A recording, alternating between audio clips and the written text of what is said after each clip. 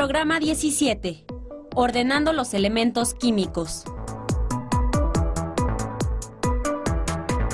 En este programa reconoceremos el concepto de masa atómica y la importancia que la organización de los elementos tiene para la química.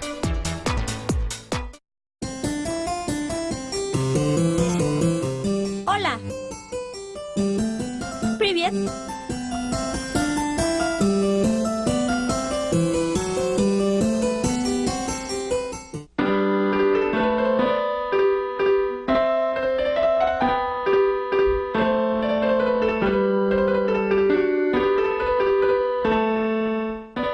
Hay lenguajes especiales para algunas áreas del conocimiento. Aunque cada niña hable un idioma distinto, ambas conocen los símbolos del lenguaje musical escrito. Así como hay un lenguaje especial para la música, también hay uno para las ciencias. En química, fue necesario desarrollar un lenguaje comprensible para todas las personas que la estudian. Veamos cómo fue.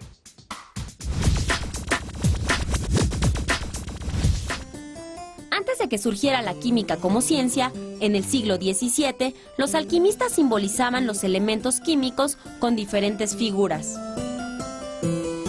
Pasaron 2 siglos, y fue entonces cuando el químico inglés John Dalton propuso símbolos para los diferentes elementos, mismos que fueron aceptados por los investigadores de esa época. Luego, el sueco Jöns Berzelius modificó estos símbolos utilizando 1 o 2 letras relacionadas con el nombre del elemento. Por ejemplo, una A mayúscula seguida de una G minúscula simboliza el argentum o plata.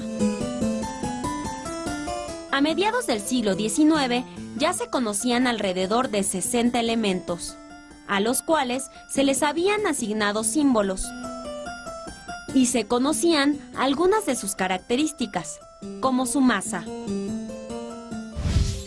¿Su masa? Si es tan pequeño un átomo, ¿cómo sabemos cuánta masa tiene?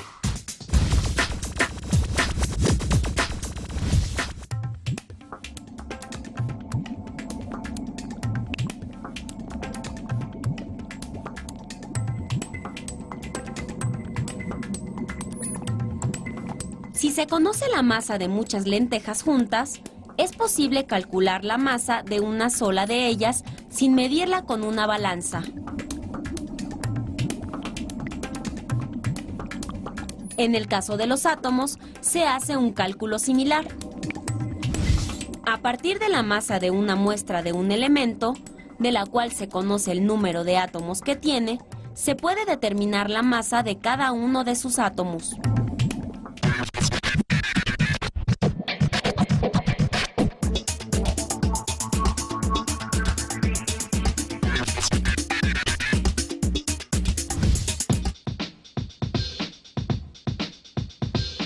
¡Sorpréndete! Un átomo es tan pequeñito que el valor de su masa es de 0.000000, así hasta llegar a 23 ceros, a lo que le sigue la cifra 166. Esto se expresa también como 1.66 por 10 a la menos 24 gramos.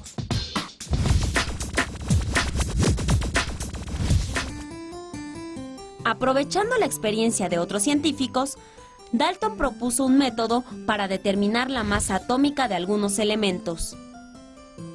Una vez que se conocían las masas de algunos elementos, se observó la necesidad de encontrar similitudes y diferencias entre ellos. El alemán Johann Dobereiner ordenó los elementos químicos en triadas, es decir, de 3 en 3, de acuerdo con sus semejanzas químicas, aunque su masa atómica no fuera consecutiva.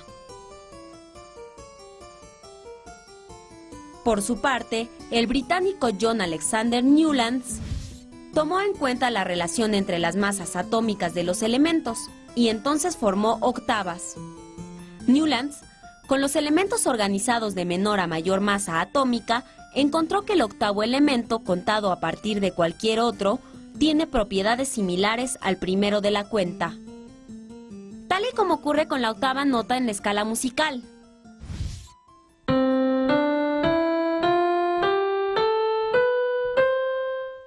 Es Es notorio que este último do es igual que el primero, solo que más agudo.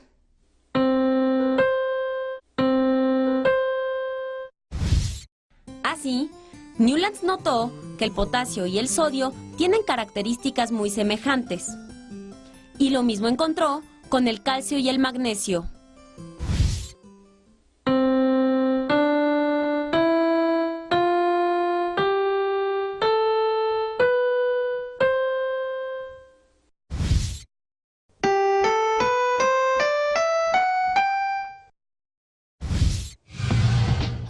Eso de la música me gusta. Así que cada quien tomaba en cuenta alguna característica de los elementos para organizarlos.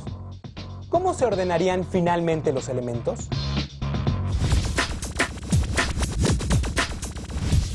Dalton calculó las masas de algunos elementos y consideró que los compuestos más estables, formados por dos elementos, consistían en moléculas con un átomo de cada uno. Por ejemplo, Dalton consideraba que el agua estaba formada por un átomo de hidrógeno y uno de oxígeno. Tiempo después, el italiano Amadeo Avogadro supuso que los gases, como el oxígeno y el hidrógeno, no se encuentran en la naturaleza como átomos, sino como pares de átomos o moléculas diatómicas. Y propuso que se necesitan dos moléculas de hidrógeno y una de oxígeno para formar dos moléculas de agua. Varias décadas después, Stanislao Cannizzaro retomó esta idea y corrigió los datos proporcionados por John Dalton sobre las masas atómicas, quien daba por hecho que los gases estaban formados por átomos individuales y no por moléculas diatómicas. Así, demostró que algunos de los valores de las masas atómicas propuestos por Dalton eran erróneos.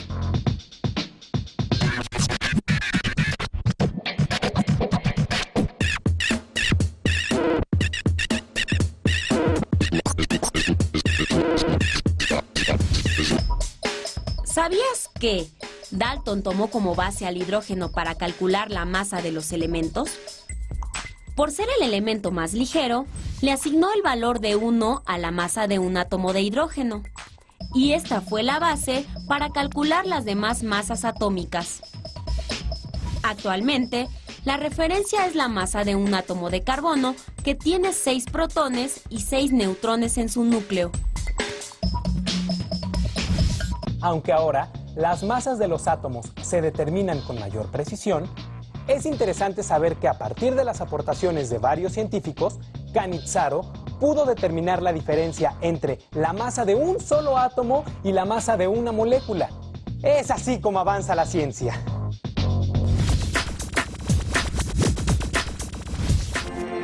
En 1860 se realizó el primer Congreso Internacional de Química en Karlsruhe, Alemania. En este encuentro se discutió, entre otros temas, la diferencia entre átomo y molécula. Además, Cannizzaro compartió sus resultados con otros científicos como el ruso Dmitri Mendeleev, quien se mostró muy interesado en su trabajo. Con esto se sentaron las bases para clasificar y ordenar los elementos.